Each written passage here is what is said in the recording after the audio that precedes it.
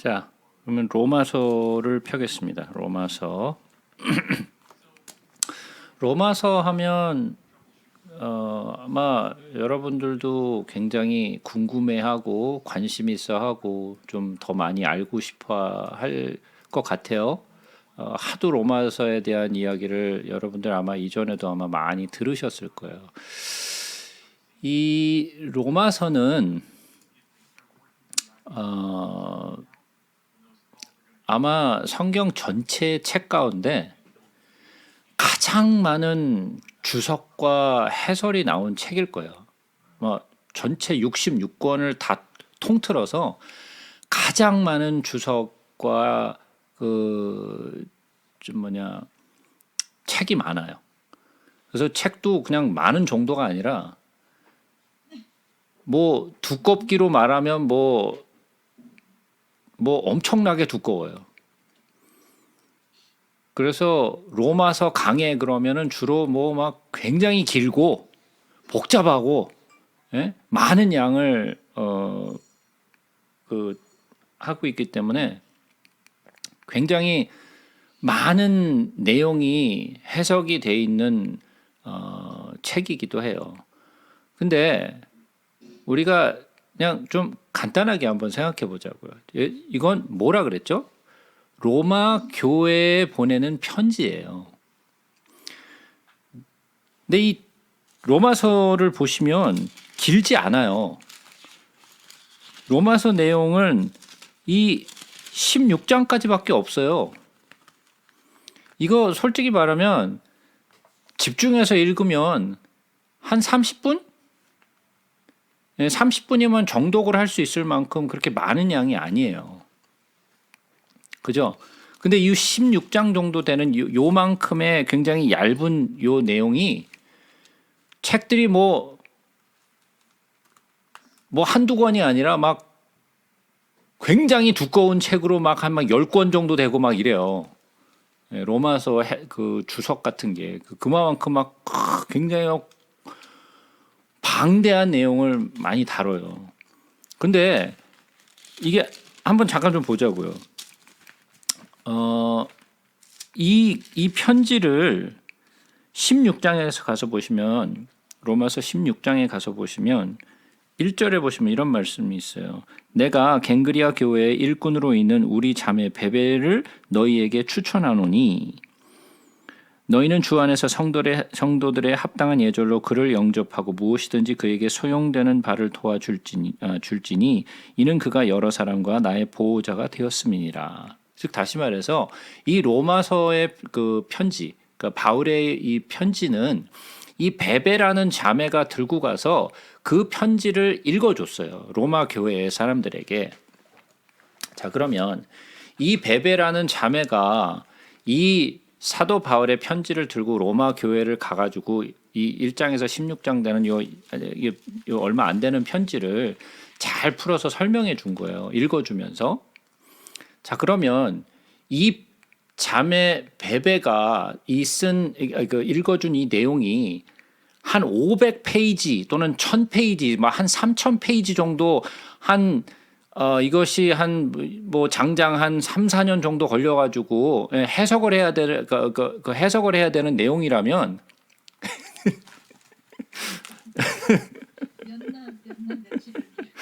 예? 베베 자매가 거기 갖고 잠깐 이제부터 우리가 해석에 들어갈 거니까 첫 페이지를 펴세요. 그러고 이거를 4년 동안 설명했다고 한번 생각해 보세요. 예? 이게 말이 되겠어요? 근데 저는 솔직히 말해서 왜 이렇게 이 로마서에 이렇게 많은 분량을 설명해야 되는 건지 저는 잘 이해가 안 돼요. 그래서 물론 우리가 천천히 읽으면서 가겠지만 우리는 몇 년 걸려서 갈 게 아니고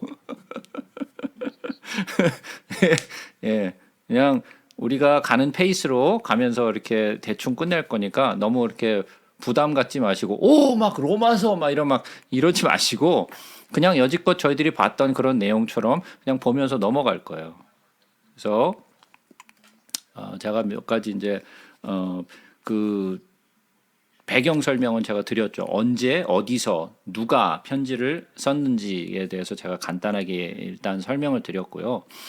첫 번째는 이 로마 교회가 누구에 의하여 언제 세워졌는가 하는 것에 대한 여러 가지 견해들이 있어요. 이 로마 교회는 언제 생겼는가? 그 내용을 자세히 보시면 우리가 몇 가지를 알 수 있는데 여러 가지 견해를 제가 좀 말씀을 드릴게요. 첫 번째 견해는 어떤 견해가 있느냐면 그 캐톨릭에서는 그 사도 베드로와 그리고 바울이 이 로마 교회를 세웠다라고 이야기를 해요.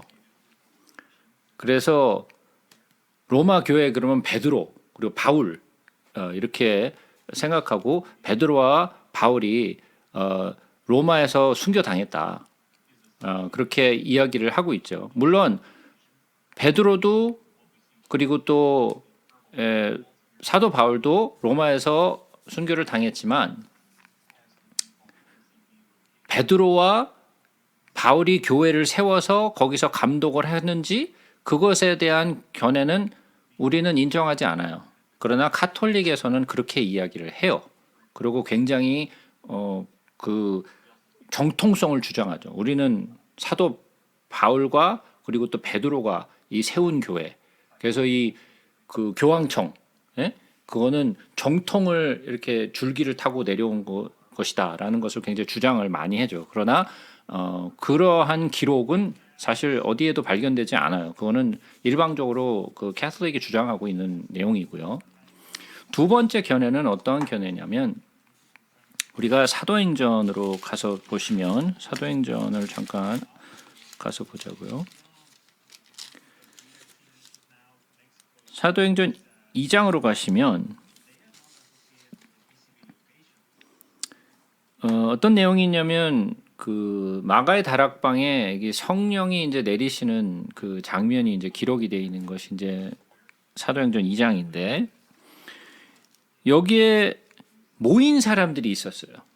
그 성령의 사건이 있을 때 많은 사람들이 모였는데 그때 왜 모였냐면 오순절이니까 그 젊은 남자들은 1년에 3번을 그 보여야 되잖아요. 그래서 그 중에 하나가 오순절이죠. 그래서 그 오순절에 사람들이 많이 모였는데 여기서 보시면 2장 8절부터 보시면 우리 각 사람의 난 곳 방언으로 듣게 되는 것이 어찌 됨이냐. 우리는 바데인과 메데인과 엘람인과 또 메소포타미아, 유대와 갑바도기아와 본도와 아시아와 부르기아와 밤빌리아, 애굽과 및 구레네에 가까운 리비아 여러 지방에 사는 사람들과 로마로부터 온 나그네 곧 유대인과 유대교에 들어온 사람들인데 사람들과 그레데인과 아라비아인들이라 그랬죠. 그러니까 많은 지방에서 사람들이 모였어요. 근데 그 중에 유대인들이 로마에서 온 사람들이 있었어요. 그래서 이 로마에서 온 유대인들이 이 성령의 사건을 보고 아마도 돌아가서 교회를 세운 것이 아니냐라는 견해가 있어요. 그래서 그것이 이제 두 번째 견해이고, 세 번째의 견해는 아마도 사도 바울이나 또 사도 바울이 아니라면 또 다른 제자들의 제자들로부터 훈련을 받은 사람들이 로마로 돌아가서 교회를 아마 세웠을 것이다 라고 또 추측하는 그런 부분도 있어요. 그래서 여러 가지 이제 견해가 있는데 그 중에 로마에서부터 쫓겨나서 온 사람이 있었죠. 누구죠?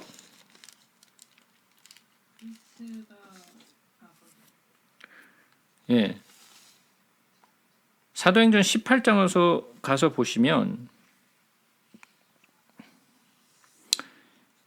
사도행전 18장 2절부터 보시면 아굴라라 하는 본도에서 난 유대인 한 사람을 만나니 글라우디오가 모든 유대인을 명하여 로마에서 떠나라 한 고로 그가 그 아내 브리스길라와 함께 이달리아로부터 와서 새로 온지라 바울이 그들에게 가매. 자, 그러니까 아굴라와 브리스길라가 어디서부터 왔느냐면 로마에서부터 왔어요.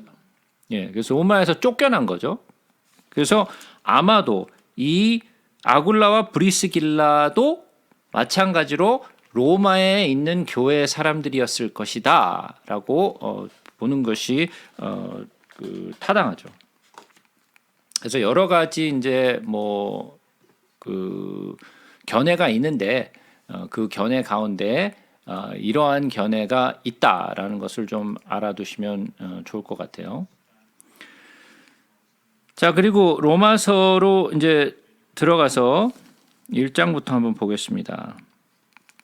예수 그리스도의 종 바울은 사도로 부르심을 받아 하나님의 복음을 위하여 택정함을 입었으니 그랬어요. 자, 사도 바울이 자기 자신을 보고 뭐라고 얘기를 하냐면 예수 그리스도의 종 바울은 라고 표현을 해요. 그러니까 즉 다시 말해서 무슨 이야기냐면 사도 바울은 자기 자신을 종이라고 표현을 하는데 이 종이라는 것은 그냥 단순히 일을 하는 사람을 지칭하는 것이 아니라 그 값을 주고 산 노예, 소유된 종이라는 뜻이에요. 가서 그냥 일하는 종이 아니라 값을 주고 주인이 사서 자기의 소유가 된 주인의 소유가 된 종을 얘기해요. 그러니까 노예라고 얘기할 수 있겠죠. 그것에 더 가까워요. 그래서 예수 그리스도의 종 바울은 누구로 부르심을 받았다? 사도로 부르심을 받았다라는 거예요. 사도로 부르심을 받았다. 그거는 사도 바울의 편지를 보시면 아시겠지만 여러 군데에서 드러나고 있는 거죠. 자기는 자기 스스로가 인정받은 사도도 아니고 사람들로부터 세워진 사도도 아니고 예수 그리스도로부터 불림을 받았고 택정을 받은 사도라라고 편지마다 그런 이야기를 했었죠. 그죠? 그래서 그런 내용을 우리가 알 수 있어요. 이 로마서의 내용은 정말 별의별 게 다 오늘은 방해를 하는군요.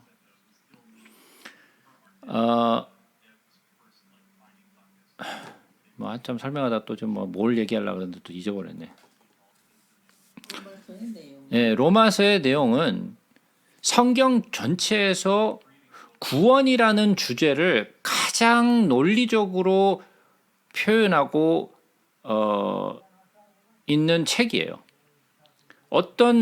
우선 다른 그 책에서도 굉장히 구원에 대한 내용들이 나오지만 사도 바울이 이 구원이라는 주제를 가지고 굉장히 논리적이고 굉장히 체계적으로 이걸 기록을 해놔서 모든 기독교 신앙의 교리 그리고 구원의 원리 그리고 신학교에서 가리키고 있는 많은 시스테매틱 theology가 이 로마서에서부터 출발돼요. 그래서 굉장히 중요한 책이에요. 그래서 로마서를 사람들이 굉장히 중요하게 생각하는 이유가 그냥 괜히 그냥 그런 말을 하는 것이 아니라 로마서를 통해서 굉장히 체계적으로 구원이란 무엇인가를 정확하게 이해할 수 있기 때문에 이 로마서를 굉장히 중요하게 생각하고 있는 거예요. 자, 그래서 2절에 보면 이 복음은 라고 얘기해요. 자, 그러면 이 복음이라는 것은 무슨 복음이냐? 구원의 복음이에요. 구원의 복음. 이 복음은 복음이라는 것은 기쁜 소식이잖아요. 기쁜 소식이라는 것은 누군가에게 전해주고 싶은 그런 메시지여야 하는 거예요. 누군가에게 기쁨이 되는 메시지여야 돼요. 누군가에게 아무런 의미가 없는 것이라면 복음이라고 할 수가 없죠. 누군가에게 기쁨이 돼야 되는 것이 이 기쁜 소식, 즉 복음이어야 되는 거예요. 자, 복음은 무엇이냐? 하나님이 선지자를 통하여 그 아들에 관하여 이 성경에 미리 약속하신 것이라 그랬어요. 그러니까 이 복음은 갑작스럽게 조작돼서 나온 것이 아니라 아주 오래전부터 이 선지자를 통하여 이 복음이 전해질 것을 이미 예언하였다라는 거죠. 그러니까 이전부터 이 복음은 준비되어 왔다라는 거예요. 우리가 성경을 구약부터 봐서 아시겠지만 이 복음의 내용은 창세기부터 시작돼서 계속해서 똑같은 흐름을 가지고 흘러와요. 그것은 갑작스럽게 예수님이 짠 하고 나타나서 복음이다라고 얘기하신 것이 아니라 그가 오실 것을 다 얘기했고 그가 와서 무엇을 하실 것인 것에 대해서 모든 것을 구약에서 선지자를 통해서 다 설명을 하셨어요. 그래서 그의 아들에 관하여 그의 아들 그러니까 복음의 내용은 누가 주제가 돼야 되는 거예요? 예수가 돼야 되는 거예요. 구원의 중심은 예수예요. 제가 이 이야기는 정말 수백 번도 제가 한 것 같아요. 그죠? 복음은 예수가 빠지면 아무것도 아니에요. 예? 그러니까 복음이 기쁜 소식이고 복음이 정말 중요하다면 예수를 빼뜨릴 수 없는 거예요. 그러니까 예수가 중심이 돼야 되는 거예요. 그러니까 우리들의 모든 메시지는 어디에 집중이 돼야 되는가? 예수 그리스도에게 집중이 돼야 되는 거예요. 그 아들에 관하여 그러니까 사도 바울이 계속 지금 강조하고 있는 게 뭐냐면 그의 아들 예수 그리스도에 관한 것이다 라는 것을 지금 강조하고 있는 거죠. 그의 아들에 관하여 말하면 육신으로는 다윗의 혈통에 나셨고 자 예수 그리스도는 누구시냐? 예수 그리스도는 이 땅에 오셔서 완전한 인성을 갖추신 분이고 또는 그리고 또한 예수 그리스도는 하나님의 아들로서 인자시며 또 누구예요? 신자시죠. 그죠? 그는 완전한 인간이시며 또는 그는 완전한 하나님의 아들이세요. 이 두 가지의 속성을 다 가지고 계신 거예요. 그것이 예수예요. 그죠? 그래서 이 약속은 언제 약속된 것이에요? 자, 우리가 예레미야서를 한번 가서 보겠습니다.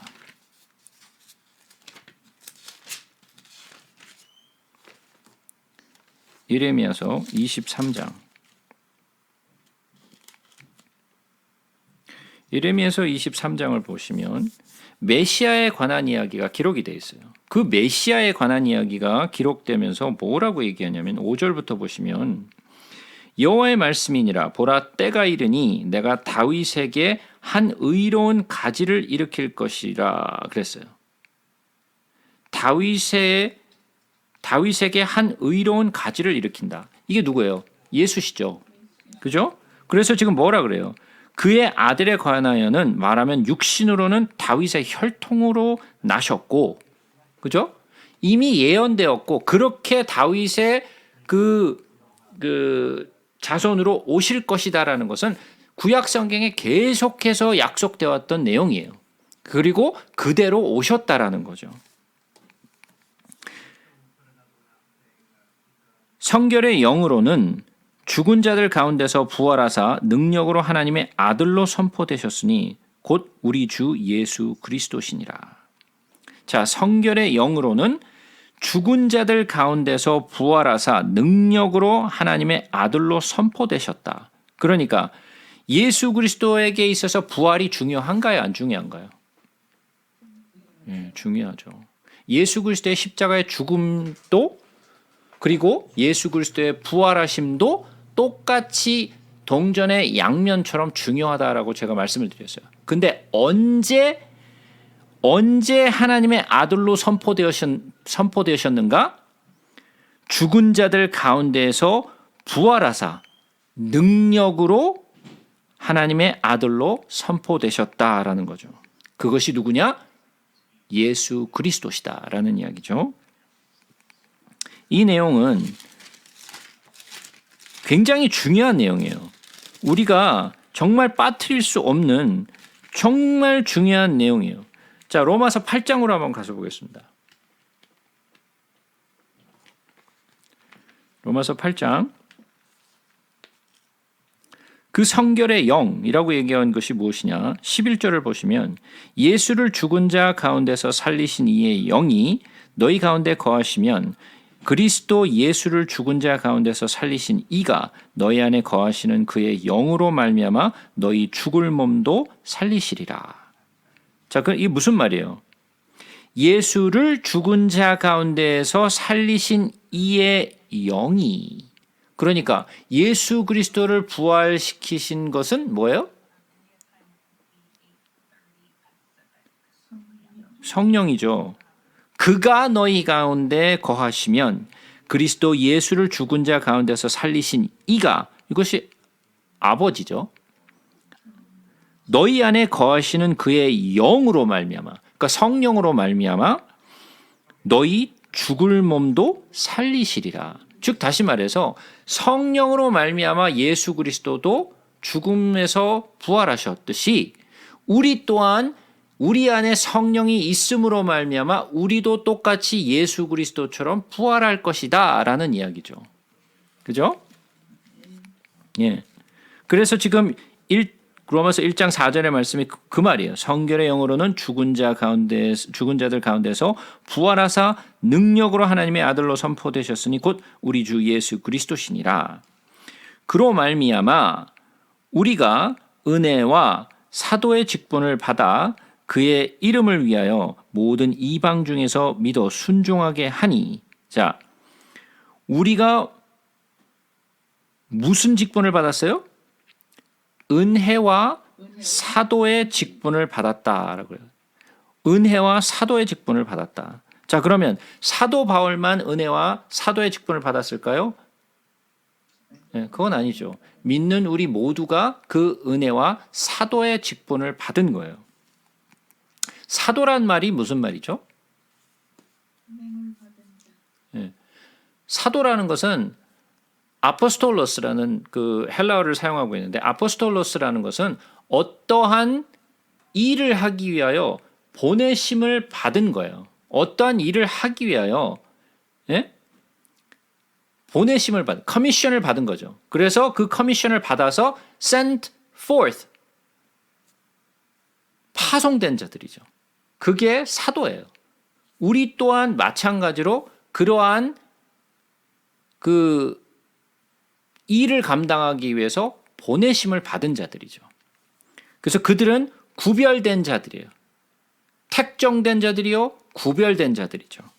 무엇을 위하여 구별됐고 무엇을 위하여 이 사람들이 보내심을 받은 거예요? 복음을 위하여. 무슨 복음? 구원의 복음을 위하여. 그죠? 네. 너희도 그들 중에서 예수 그리스도의 것으로 부르심을 받은 자니라. 이게 지금 제가 한 말이죠. 로마에서 하나님의 사랑하심을 받고 성도로 부르심을 받은 모든 자에게 하나님 우리 아버지와 주 예수 그리스도로부터 은혜와 평강이 있기를 원하노라. 네, 잠시만요. 자, 8절 보겠습니다. 먼저 내가 예수 그리스도로 말미암아 너희 모든 사람에 관하여 내 하나님께 감사함은 너희 믿음이 온 세상에 전파됨이로다. 자, 로마 교회인들에게 하는 말이 무엇이냐면 하나님께 감사하는데 그것은 너희의 믿음이 온 세상에 전파됐다. 그러니까 즉 다시 말해서 그들이 이미 예수 그리스도의 복음을 전하고 있었던 상태예요. 그죠? 내가 그의 아들의 복음 안에서 내 심령으로 섬기는 하나님이 나의 증인이 되시거니와 항상 내 기도에 쉬지 않고 너희를 말하며 어떻게 하든지 이제 하나님의 뜻 안에서 너희에게 나아갈 좋은 길을 얻기를 구하노라. 내가 너희 보기를 간절히 원하는 것은 어떤 신령한 은사를 너희에게 나누어 주어 너희를 견고하게 하려 함이니. 자, 여기서 얘기하는 내가 그러니까 로마 교인들을 보기를 원하는데 그 원하는 이유가 무엇이냐? 너희들에게 신령한 은사를 나눠주려고 한다. 근데 여기서 얘기하는 신령한 은사라는 것은 우리가 생각하고 있는 무슨 병 고치는 것, 무슨 귀신 쫓는 것, 뭐라는 엄청난 이런 것을 얘기하고 있는 것이 아니라 복음을, 말씀을 얘기하고 있는 거예요. 너에게 어떤 신령한 은사를 너에게 나누어 주어 너희를 견고하게 하려 함이니, 그러니까 우리의 믿음을 견고하는 게 뭐예요? 귀신을 쫓는 거예요? 병자를 낫게 하는 거예요? 방언을 하는 거예요? 그런 게 아니죠. 우리의 신앙을 견고하게 만드는 것은 하나님의 말씀이에요. 이는 곧 내가 너희 가운데 너희와 나의 믿음으로 말미암아 피차 안위함을 얻으려 함이라. 여기서 보면 사도 바울이 표현하고 있는 게 굉장히 뭐라고 하죠? 뭐 영어로 표현하면 down to earth. 굉장히 좀 뭐라고 하죠? 네, 겸손하고 뭐 이렇게 막 자기의 그 위엄이나 뭐 이런 걸 자기가 높음, 자기가 잘남을 나타내지 아니하고 내가 너희들에게 가서 이 신령한 은사를 나누어 주어서 너희들에게 어떠한 그 신앙이 견고하게 하고, 또한 나도 너희들로 인하여 너희와 나의 믿음으로 말미암아 피차 안위함을 얻기 위함이라. 그러니까 너희만을 위한 것이 아니라 너희들로 하여금 같이 너희와 나의 믿음으로 말미암아 우리가 서로 하나의 교회의 공동체로서 서로 안위하고 이렇게 서로가 이렇게 위로를 얻기 위해서 내가 가기를 원한다라는 표현이죠. 이런 표현은 그 데살로니가 전서에 또 그 편지에 보시면 이런 내용이 있어요. 데살로니가 전서로 한번 잠깐 가볼까요?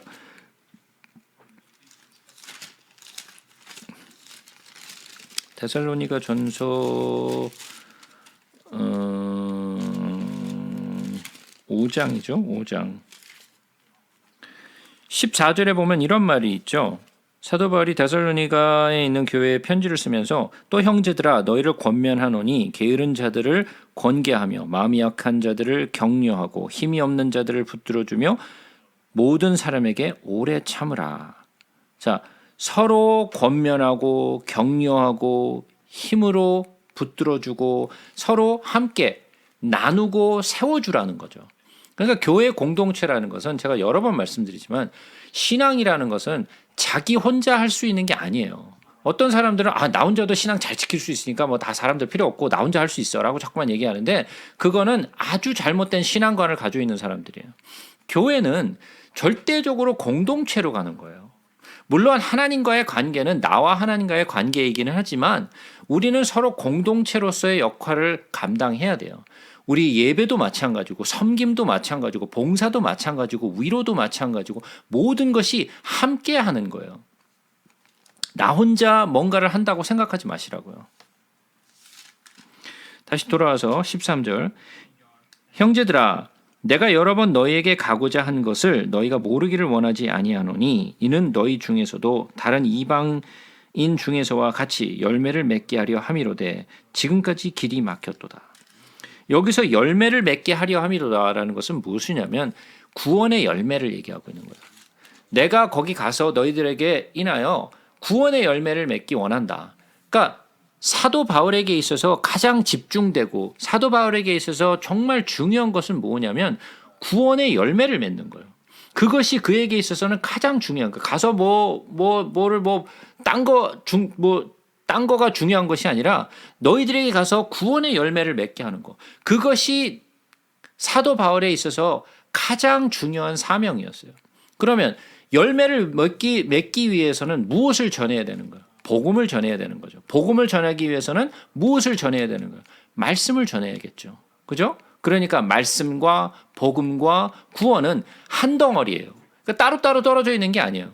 말씀을 통해서 우리가 예수 그리스도를 믿게 되는 거고 예수 그리스도를 믿게 됨으로 말미암아 우리의 믿음이 성장돼 가는 거죠. 그죠? 14절에 보면 이런 말이 있어요. 헬라인이나 야만인이나 지혜 있는 자나 어리석은 자에게 다 내가 빚진 자라. 이것이 바로 정말 중요한 말이에요. 사도 바울이 뭐라고 했냐면 나는 빚진 자라는 거예요. 자, 그러면 사도 바울이 지금 로마 교인들한테 좀 뭐 돈을 빚졌다라는 거예요?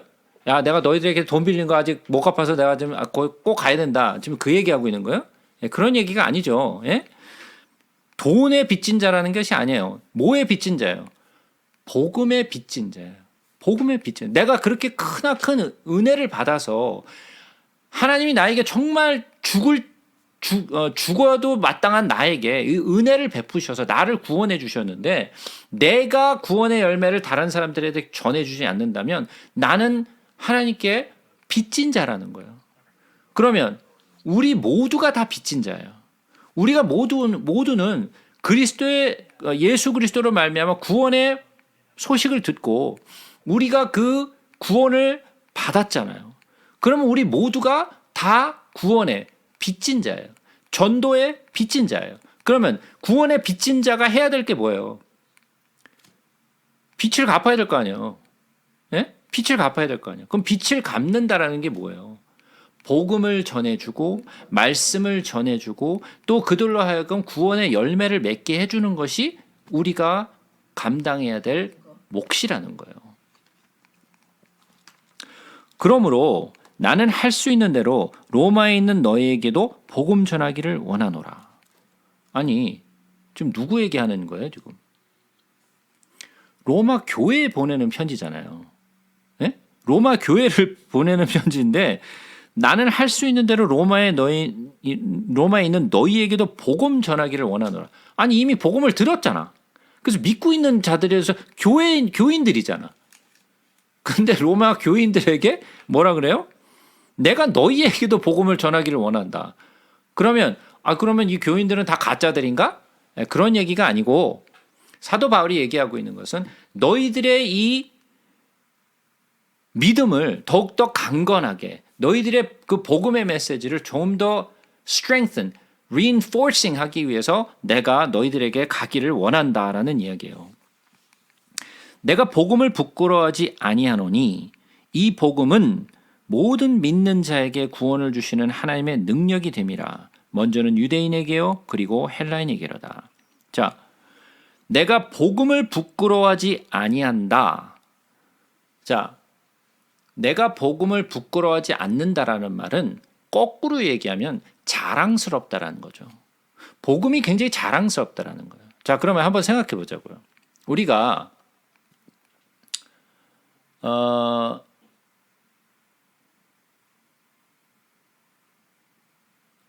자식이 있는데 자식이 성공을 했어. 너무 잘 나가. 뭐 좋은 대학도 들어가서 아주 뭐 공부도 너무 잘하고 뭐 좋은 직장에 아주 막 너무 잘난 자식이 있어. 그러면 그 자식을 자랑하고 싶을까요? 아니면은 감추고 싶을까요? 예, 자랑하고 싶어요. 예, 자랑하고 싶잖아요. 어디 가서든 입이 근질근질하잖아. 막 자랑하고 싶어. 어떻게 하면 내 자식을 자랑할 수 있을까? 막 어떻게 하면 조금 더 이렇게 내 자식 이야기를 할 수 있을까? 막 입이 근질근질하잖아요. 안 그렇겠어요? 또는 여러분들이 연애를 했을 때 내 남자친구 때 여자친구가 있는데 너무 잘생겼어. 막 진짜 막 절세 미인에다가 막 너무 잘생긴 미남이야. 그러면 내 친구들한테 내 남자친구 여자친구 자랑하고 싶겠어요? 안 자랑하고 싶겠어요? 자랑하면 안 돼요. 뺏겨요. 그럼 고차원적인. 네. 아니, 내 남자친구나 내 여자친구가 너무 예쁘고 너무 잘생겼으면 보여주고 싶고 자랑하고 싶잖아요. 난 이런 남자친구 있어. 나는 이런 여자친구 있어. 그러고 막 자랑하고 싶잖아요. 내 친구들한테. 그죠? 내 남자친구 여자친구 얼마나 잘났는지 보여주고 싶단 말이에요. 왜? 너무 자랑스러우니까. 네? 내 자식이 자랑스럽고 내 부모가 자랑스럽고 내 친구가 자랑스럽고 그래서 사람들은 그러잖아요. 뭐 잘 알지도 못하는데 나 저 사람 알아 막 이러고 막 에? 그러잖아요. 뭐 얼굴 지나치면서 한번 본 사람인데 나 저 사람 알아. 만난 적 있어. 그리고 사람들이 유명한 사람 만나면 막 사진 찍는 게 왜 찍는 거예요? 자랑하려고. 에? 사람들한테 보여줘. 나 이 사람 알아. 에? 막 대통령 거기서 저하고 사진 한 장만 찍어줘. 그리고 사진 한 방 딱 찍고 나서 사람들은 내가 대통령하고 사진 찍었어. 예? 자랑스럽단 말이야. 대통령하고 사진 찍었어. 나는 그 자리에 있었어. 막 이러면서 자랑스럽단 말이에요. 그러면 부끄러운 것들은 감추고 싶고 자랑스러운 것은 자꾸만 나타내고 싶은 거예요. 그럼 사도 바울에게 있어서 내가 복음을 부끄러워하지 아니하노니 라는 말은 내가 자랑스럽다라는 거예요. 자랑스러우니까 사도 바울은 어떤 거예요? 가는 곳곳마다 입이 근질근질해. 어떻게 하면 복음의 메시지, 어떻게 하면 예수 그리스도를 전할까? 입이 근질근질한 거예요. 자, 그러면 그는 만나는 자들마다, 만나는 사람들마다 지금 얘기하고 있는 거예요. 너무 좋으니까, 너무 자랑스러우니까. 내가 난 이런 복음을 가져왔어. 나는 이런 복음을 소유했어. 나는 예수 그리스도를 알아. 뭐 이러면서 자랑하고 싶은 거예요. 근데 우리는 어떤가요? 현대 교회는 어떤가요? 우리는 예수 그리스도를 어디서만 얘기하죠? 교회 안에서. 네, 교회 안에서만 얘기해요. 교회 바깥에 나가면 절대로 얘기 안 해. 그죠? 왜 그런 거예요? 부끄러운가 봐요. 네. 부끄러운 거예요. 부끄러운 거예요. 그러면 안 되지. 네. 우리는 얘기하기가 꺼려지는 거예요. 사도 바울이 그랬을까요? 네. 아니라는 거예요. 우리는 알게 모르게 내 마음 속에 부끄러운 마음이 있는 거예요. 예수 그리스도가, 복음이 부끄러운 마음이 있는 거예요. 물론 아니라고 막 강하게 반발하겠죠. 그러나 내 안에는 그런 마음이 있는 거예요. 이 복음은 모든 믿는 자에게 구원을 주시는 하나님의 능력이라는 거예요. 이거는 이 복음은 누구에게 주느냐? 아무에게 주는 게 아니에요. 믿는 자에게. 누구를 믿는 자에게? 예수를 믿는 자에게 주어지는 하나님의 능력이에요. 그럼 믿지 않는 사람들은 이것을 능력이라고 믿을까요?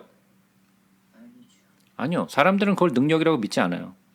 믿는 자들에게는 능력이 되지만 믿지 않는 자에게는 아무 쓸모짝이 없는 거예요. 먼저는 유대인에게요. 그리고 헬라인에게로다.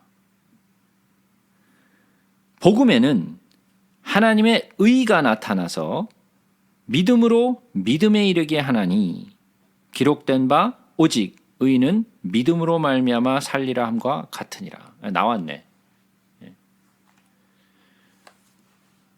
루터가 이 말에 충격을 받았죠. 이 말에 충격을 받았어요. 너무 큰 충격을 받았어요. 그전에는 그렇게 안 배웠거든.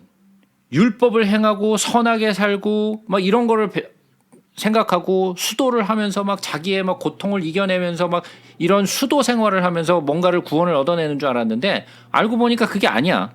뭐라고요? 복음에는 뭐가 나타났다고요? 하나님의 의가 나타났다 그랬어요. 하나님의 의가 나타났다 그래서. 자, 그러면 한번 여쭤볼게요. 하나님의 의가 뭐예요? 하나님의 의가 뭐예요? 이런 게 미치겠는 거지.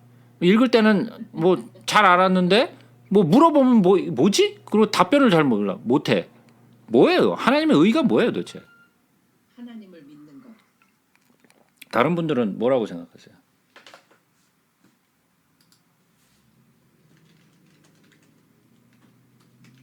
아브라함이 하나님을 믿음에 하나님이 그를 의롭게 여기셨노라.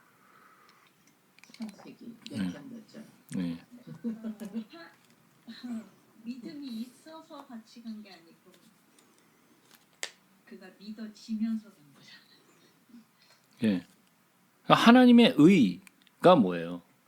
한마디로 얘기하면 믿는 거. 믿는 거. 예. 네. 믿는 거.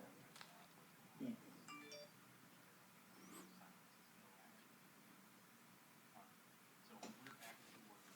오케이. 그러면 다시 한번 보자고요. 복음에는 믿음이 나타나서 믿음으로 믿음에 이르게 하는 거예요?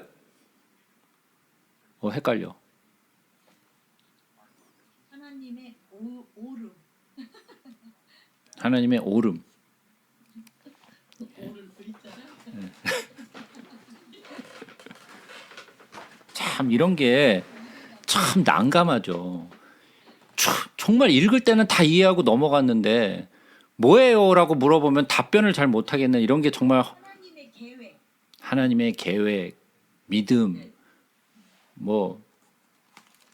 자, 그러니까 우리가 아직까지도 이런 정리가 안 돼 있는 거예요. 아직까지도 정리가 안 돼 있어요. 자, 그럼 하나님의 의가 뭐냐라는 거예요. 자, 그러면 우리가 한번 다니엘서로 한번 가서 봅시다. 다니엘서. 뜬금없이 웬 다니엘서.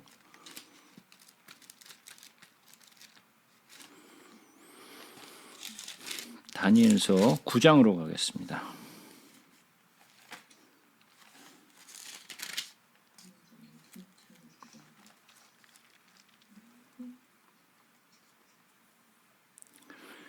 다니엘서 9장 24절을 한번 보겠습니다.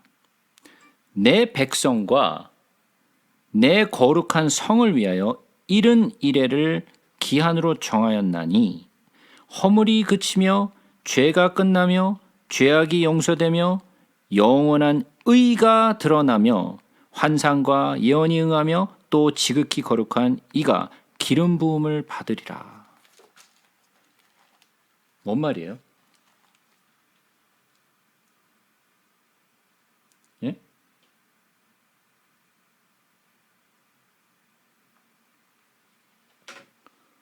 뭔 말이에요 이게?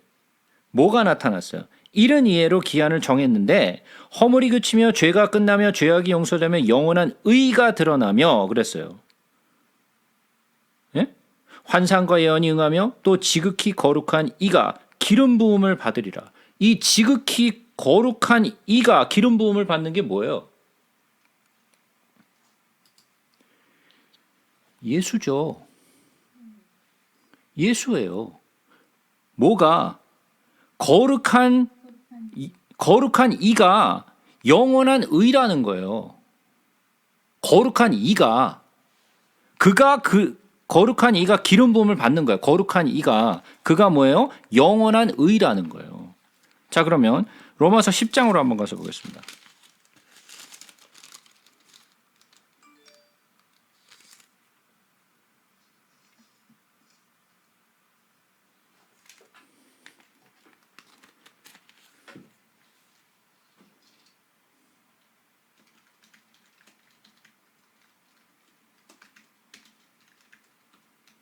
로마서 10장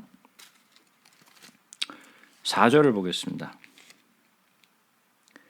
그리스도는 모든 믿는 자에게 의를 이루기 위하여 율법의 마침이 되시느니라 그랬어요.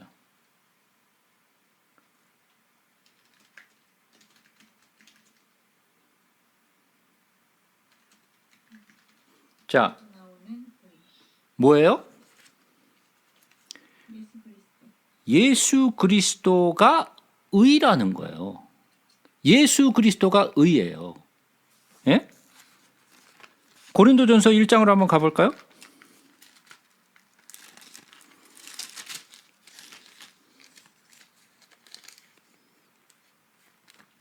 고린도전서는 우리 이미 배운 건데, 그죠? 30절부터 봅니다. 너희는 하나님으로부터 나서 그리스도 예수 안에 있고 예수는 하나님으로부터 나와서 우리에게 지혜와 의로움과 거룩함과 구원함이 되셨으니 기록된 바 자랑하는 자는 주 안에서 자랑하라 함과 같게 하려 함이라. 뭐라고요? 우리에게 지혜와 의로움이 되셨다라는 거예요. 그가 의예요. 예? 자, 그러면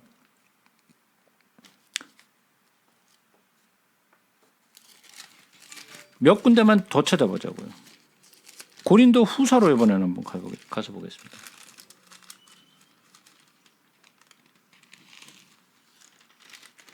고린도 후서 5장 21절.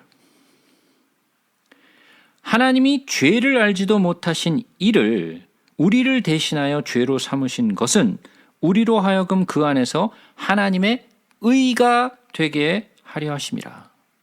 우리가 어떻게 하나님의 의가 됐어요? 예수 그리스도로 말미암아 하나님의 의가 된 거예요. 이해가 되시나요? 자, 이번에는 요한복음으로 한번 가볼까요?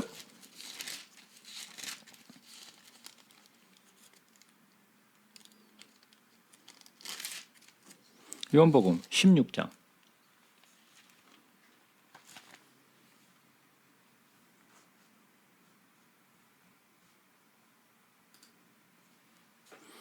요한복음 16장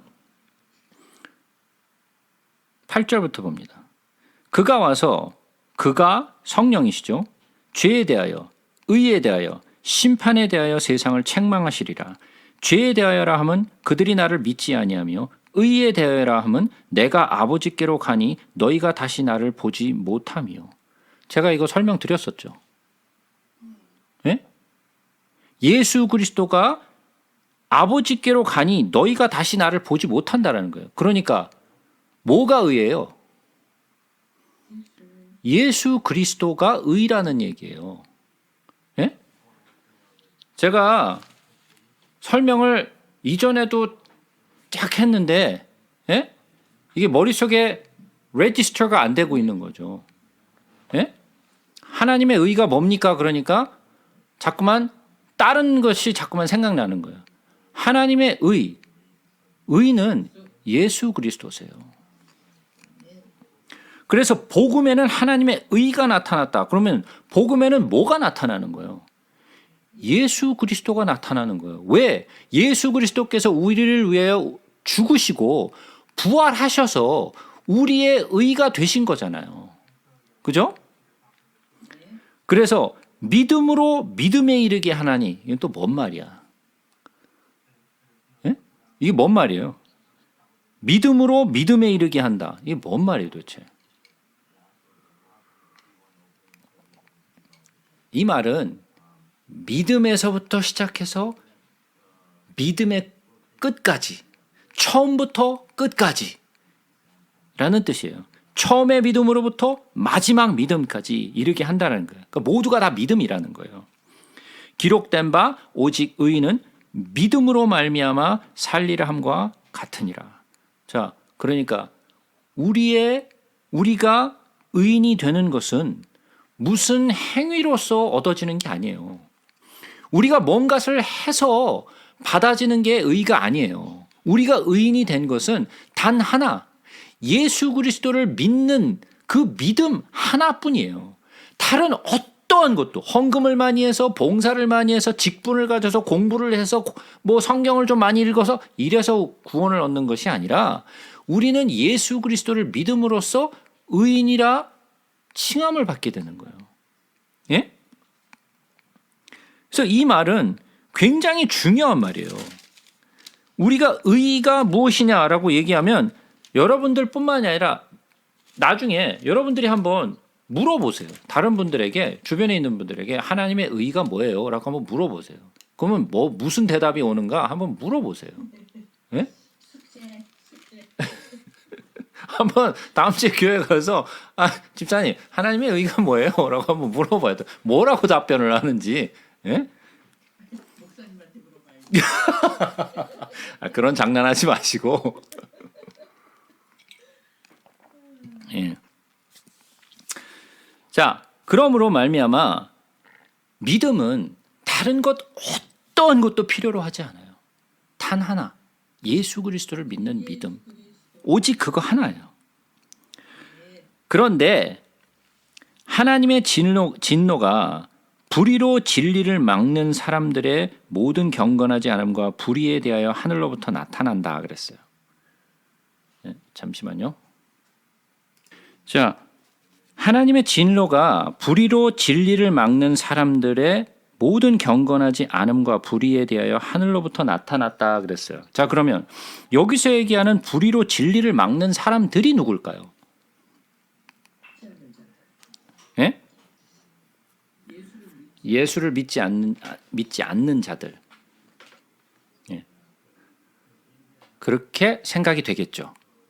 그러나 잘못 가리키는 자들.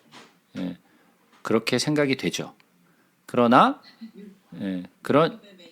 그런 것이 아니라 지금 이 내용을 자세히 보시면 아직 그 이제 읽어보시면 이제 좀 더 자세하게 그게 나타나겠지만 여기서 불의로 진리를 막는 사람들이라는 것은 모든 사람들을 얘기하고 있는 거예요. 그냥 믿지 않는 사람들을 얘기하는 것뿐만이 아니라 모든 보편적인 사람을 얘기하고 있는 거예요. 무슨 말인지 이해가 되세요? 이제 좀 더 읽어보시면 이게 무슨 말인지 이해가 되실 거예요.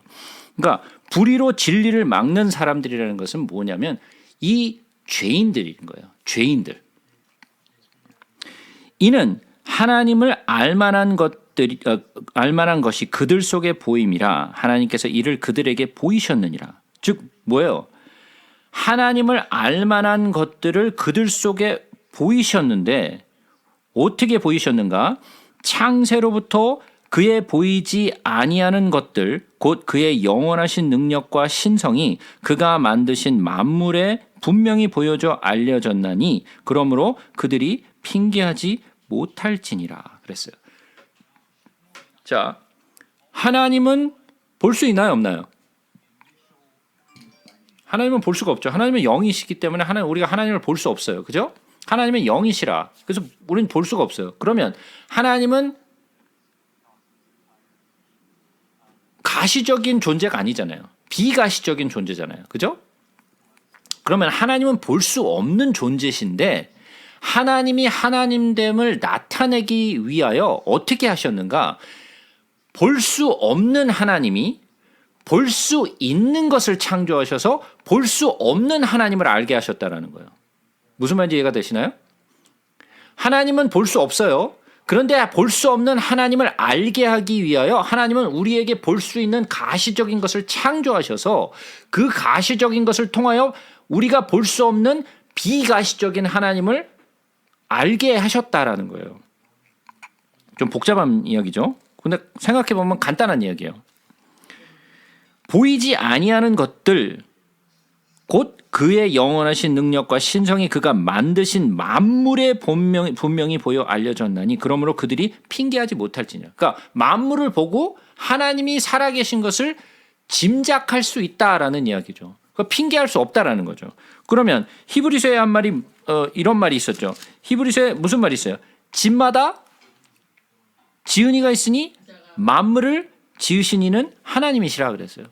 집을 짓는데 갑자기 뿅 하고 나타나지 않잖아요. 누군가가 집을 지었지 않느냐라는 거잖아요. 그러니까 모든 것이 지어진 것은 갑자기 뭔가 뻥 하고 나타난 것이 아니라 누군가가 그것을 지으신 자가 있다라는 것이죠. 그 지은 자가 누구냐? 하나님이라는 거죠. 예? 그래서 그러한 것들을 통하여 사람들로 하여금 핑계치 못하게 하셨다는 거예요. 하나님을 알되 하나님을 영화롭게도 아니하며 감사하지도 아니하고 오히려 그 생각이 허망하여지며 미련한 마음이 어두워졌다 그랬어요. 네, 잠시만요. 하나님을 알되 하나님을 영화롭게도 아니하며 감사하지도 아니하고 오히려 그 생각이 허망하여지며 미련한 마음이 어두워졌나니 스스로 지혜 있다 하나 어리석게 되어 썩어지지 아니하는 하나님의 영광을 썩어질 사람과 새와 짐승과 기어다니는 동물 모양의 우상으로 바꾸었느니라.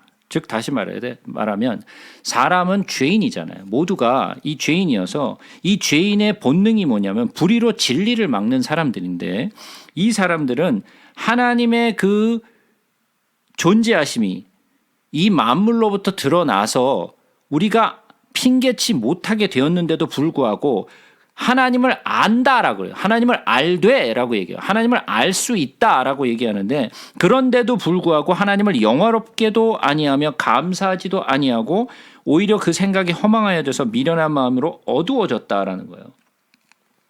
그리고 스스로 지혜롭다는 거죠. 자기가 다 안다라고 얘기하는 거죠. 자, 이 세상에서 얼마나 많은 사람들이 하나님은 없다라고 주장하는 사람들이 얼마나 많아요. 무엇을 근거로 얘기하는가? 자신들이 알고 있는 지식과 자신들이 알고 있는 어떠한 지혜를 가지고 얘기하는 거잖아요. 하나님은 없다. 그것이 그냥 뭐 아무 생각 없이 얘기하는 것이 아니라 자기들이 어떠한 근거를 가지고 과학을 근다든지 뭐 어떠한 것을 든다든지 해서 하나님이 없다라는 것을 증거하잖아요.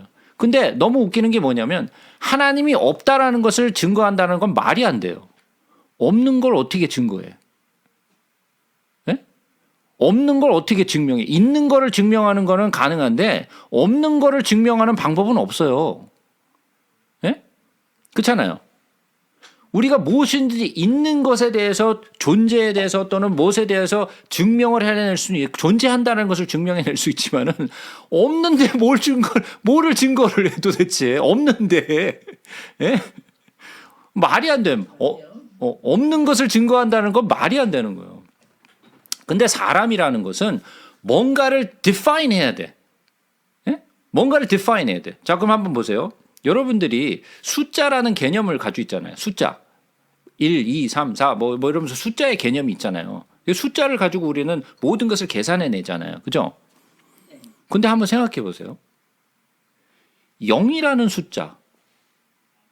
예? 0이라는 숫자는 왜 필요한가요? 그것의 처음을 나타내고. 아, 처음은 1로 시작하면 되는 거지. 0은 없다라는 건데. 예? 0이 왜 굳이 필요하냐고. 더 커질 수가 있어요. 1에 0을 붙이면 10이 되잖아요. 뭔 소리 하는 거야, 또 지금. 어떤 것을 나타낼 때 0이 필요한 사람은 없는 것까지도 define 하고 싶어 해요. 예? 그래서 0이라는 숫자의 개념을 만들어요. 없는데 이거를 굳이 만들어. 0이라는 존재를 만들어내요. 예? 없는데 1부터 시작하면 1부터는 카운트가 되니까 가능한데 0은 아무것도 없는데 그걸 만들 필요가 뭐 있어. 근데 그것도 있어야 돼. 없다라는 뭔가가 그 있음으로 너무 놀랍지 않아요? 예. 대단하다고 생각해요. 사람들의 마음이라는 거예요.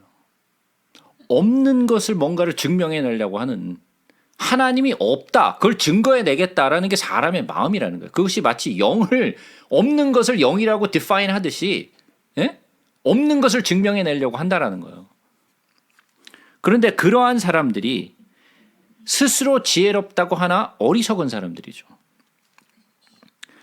그래서 무엇을 하느냐? 썩어지지 아니하는 하나님의 영광을 썩어질 사람과 새와 짐승과 기어다니는 동물의 모양의 우상으로 바꿨다라는 거예요. 그러니까 이 타락한 죄인들의 하는 일의 결과가 뭐냐? 우상을 만들어내는 거예요. 그 타락한 죄인의 본성은 우상을 만들어내요. 하나님을 대신하여 하나님을 영광스럽게 하지도 않고 하나님을 섬기지도 아니하고 그들이 허망한 마음 때문에 스스로 우상을 창조해낸다라는 거예요. 그게 죄인들의 본상이라는 거예요. 그러므로 하나님께서 그들을 마음의 정욕대로 더러움에 내버려 두사 그들의 몸을 서로 욕되게 하게 하셨나니. 그러니까 무슨 말이야? 하나님이 그들을 그렇게 만드신 것이 아니라 그들 스스로 그렇게 됐다라는 거예요. 하나님이 그들을 관여하지 않고 그냥 내버려 두면 어떻게 되느냐? 그들의 죄의 본성 때문에 스스로 타락하여서 스스로 자기 몸을 더럽게 만든다라는 거예요. 그러니까 창조 때부터 돌아보면 이런 음란한 일들은 창조 때부터 있었잖아요. 소돔과 고모라 때부터 있었던 얘기 아니에요. 그러면 소돔과 고모라에만 있었을까요? 그렇지 않아요. 고대 시대부터 그것이 있어 왔다는 거예요. 지금 현대에서 갑자기 나타난 게 아니라 이것은 거의 초창기 시대부터 있었던 거예요. 왜 그러냐? 그게 죄의 본성이기 때문에 그렇다라는 거예요. 그러니까 하나님이 그들의 그냥 정욕대로 내버려 두시면 어떻게 되냐? 인간은 자동적으로 타락하는 길로 가요. 자, 한번 보세요. 제가 전에도 이런 말씀 드렸어요. 사람이 아무것도 가르치지 않으면 사람은 본성대로 살아가게 돼 있어요. 근데 그 본성대로 살아가는 게 착하게 살아가는 것이 아니라 악한 쪽으로 살아가요. 근데 사람을 선한 쪽으로 이끌기 위해서는 가르치고 그리고 또 교육하고 이래서 자꾸만 좋은 쪽으로 인도를 해가야 되는 거예요. 그죠? 좋은 일, 선한 일은 가르치고 훈계하고 해야 되는데 나쁜 일은 저절로 돼. 이게 죄의 본성이에요. 예.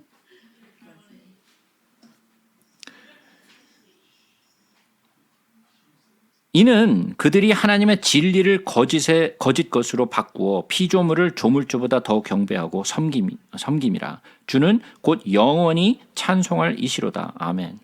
자, 죄의 본성을 가진 죄인들은 하나님의 진리를 거짓으로 만든다는 거예요. 그게 아까 얘기했던 거죠. 불의로 진리를 막는 사람들. 이 보편적인 죄인들의 그 본성이라는 거죠.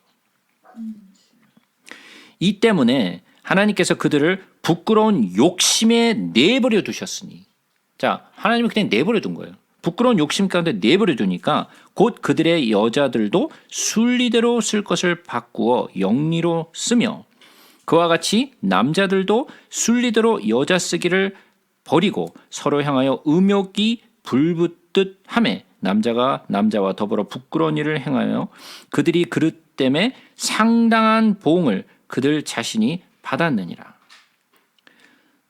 자, 그러면 이 인간의 죄인의 본성을 가지면, 하나님이 간섭하지 않으시면 인간이 하는 것은 뭐예요? 만물에 있는 나타나는 것을 가지고 우상을 만들고, 그리고 자기 스스로의 음욕에 빠져서 서로 하나님이 허락하지 않은 것들을 하게 된다는 거죠. 그죠? 자, 그러면 한번 보세요. 이것은 뭐예요? 지금 현대에 일어나고 있는 homosexuality. 그죠? 그러면 homosexuality를 우리는 어떻게 봐야 되는 거예요? 죄로 봐야죠. 네, 이거는 타협할 수 있는 게 아니에요. 타협할 수 있는 게 아니에요. 근데 지금 현대 교회가 어디로 가고 있나요? 이쪽 K로 가고 있네요. 타협의 길로 가고 있잖아요. 교회가 그것을 인정하고, 예? 교회가 그것을 가지고 하나님의 말씀을 배역하고 있어요. 이건 아주 잘못된 거예요. 그런데 PCUSA나 또는 이런 메소디스트 처치나 감리교나 그것뿐만인가요? 많은 교단들이 다 인정을 하고 있어요. 그것뿐인가요? 이 나라는 어떻게 됐어요? 이 미국이라는 나라는 어떻게 됐어요, 지금? 이제 법에까지 오르잖아요. 법으로 이것을 이제 인정하게 됐잖아요. 이 나라는 기독교의 순수한 복음 위에 세워진 나라인데 완전히 타락이 돼버렸어요. 이것은 타협할 수 있는 일이 아니에요. 이것은 하나님이 하신 말씀을 완전히 적대시하는 거예요. 있을 수가 없는 일인데 지금은 있을 수 있는 일이 돼버렸어요. 교회 안에서도 전부 다 이것을 인정하고, 예? 감리교에서는 레즈비언 감독이 나오고 목회자가 나오고 있을 수가 없는 일이에요. 자, 보세요.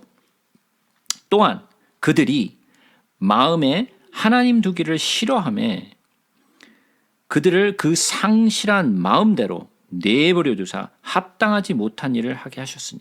자, 여기서 계속 나오는 말이 뭐예요? 내버려 두사, 예? 상실한 마음대로 내버려 두사. 하나님이 내버려 두면 다 어디로 가는 거예요? 다 죄악의 길로 가는 거예요. 전부 다. 그 죄악의 길이 무엇이냐?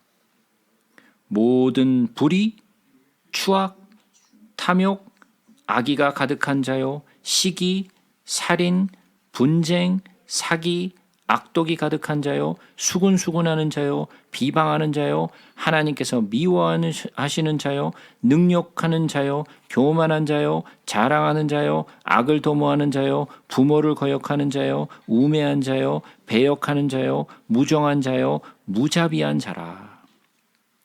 이게 죄악의 본성이에요. 자, 그러면 한번 돌아보자고요.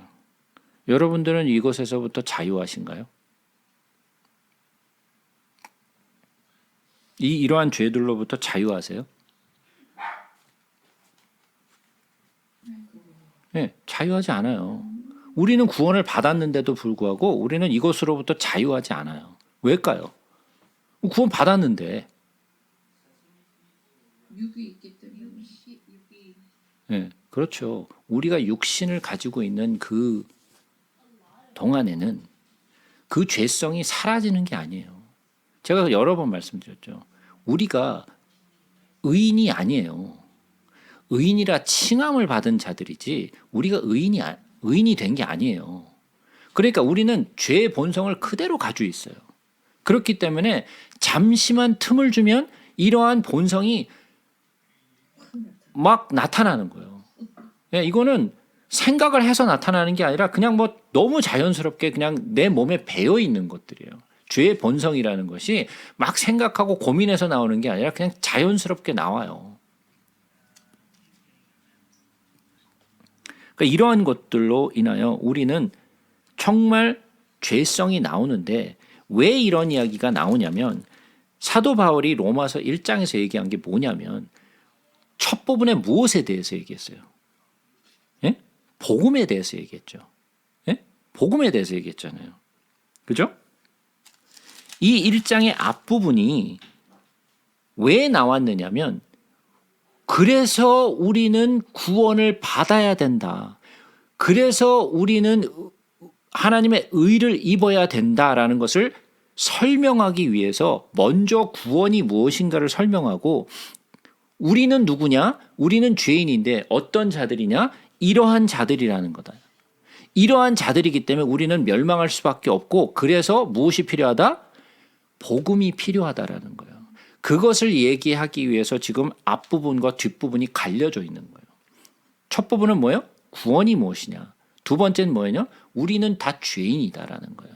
죄인이니까 우리는 구원을 받아야 된다. 그러니까 우리는 구원이 없이는 다 멸망할 수밖에 없는 존재들이라는 것을 설명하고 있는 거예요.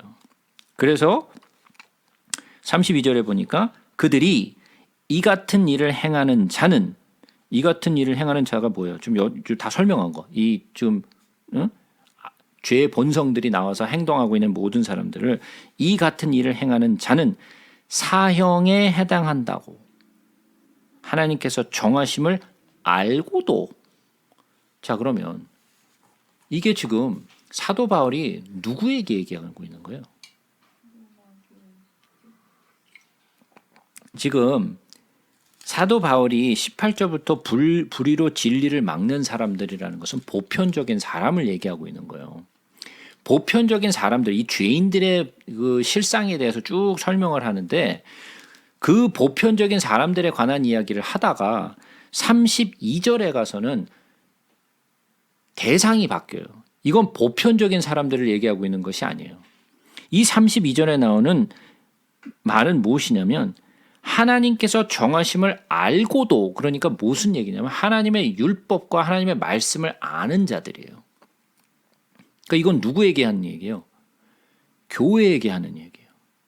하나님을 믿고 하나님의 말씀을 아는 자들에게 얘기하는 거예요. 이건 보편적인 사람들을 얘기하고 있는 거예요. 왜? 보편적인 사람들은 이러한 하나님의 말씀을 모르니까. 그죠? 하나님께서 정하심을 알고도 자기들만 행할 뿐 아니라 또한 그런 일들을 행하는 자들을 옳다 하느니라. 제가 아까 뭐라 그랬어요? 지금 교회에서 이런 성소수자들 이런 사람들을 보호해 줘야 되고 도와줘야 되고 인정해 줘야 되고 이끌어 줘야 되고 교회들이 어떻게 하기 시작했어요?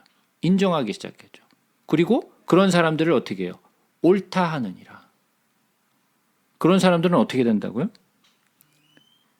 사형에 해당한다고 하나님께서 정하심을 알고도 그렇게 한다라는 거예요. 하나님이 어떻게 정하셨다고요? 사형에 해당한다라고. 근데 이 사형에 해당하는 사람들은 누구예요, 지금? 교회가 하고 있잖아요, 지금. 교인들. 교회가 하고 있죠. 교회 지도자들이 하고 있고 교인들이 하고 있고 나라가 하고 있고 예? 이건 무시무시한 말이에요. 근데 이렇게 하나님의 말씀에 기록되어 있는데도 불구하고 그들은 뭐라 그래요? 그런 일을 행하는 자들을 옳다 하느니라라고 하고 있다라는 거예요, 지금. 그러니까 우리는 이것에 동참해야 돼요, 안 해야 돼요? 절대로 동참하시면 안 돼요. 이건 하나님의 말씀에 그냥 완전히 하나님의 말씀을 대적하는 거예요. 우리는 무엇을 믿는다고요? 우리의 믿음은 뭐가 기초가 돼야 돼요? 하나님의 말씀이 기초가 돼야 되잖아요. 우리는 목사님의 말씀을 믿는 것이 아니라 지도자의 말을 믿는 것이 아니라 성경 선생의 말을 믿는 것이 아니라 기록된 하나님의 말씀을 믿는 사람들이잖아요. 그러면 하나님의 말씀에 그렇게 기록이 돼 있으면 우리는 그대로 따라야 되잖아요. 그런데 따르지 않는다라는 거예요.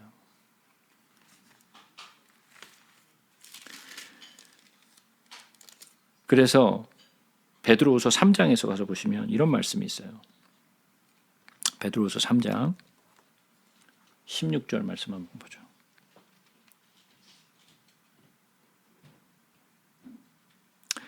또 그 모든 편지에도 이런 일에 관하여 말하였으되 그 중에 알기 어려운 것이 덜어 있으니 무식한 자들과 굳세지 못한 자들이 다른 성경과 같이 그것도 억지로 풀다가 스스로 멸망에 이르느니라. 성경을 갖다가 억지로 막 그냥 끼워 맞춰 갖고 풀다가 어디로 간다고요? 스스로 멸망한다는 거예요. 예. 하나님의 말씀을 억지로 막 그냥 끼워 맞춰. 없는데 그거를 막 말씀을 끼워 맞춰 가지고 막 이것이라고 해석을 하는 사람들. 이런 사람들은 멸망에 이른다라는 거예요.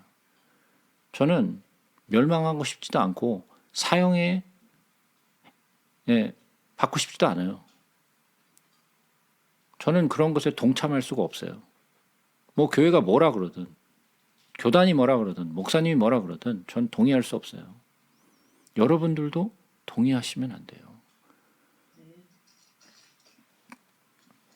자, 오늘 여기까지 하겠습니다.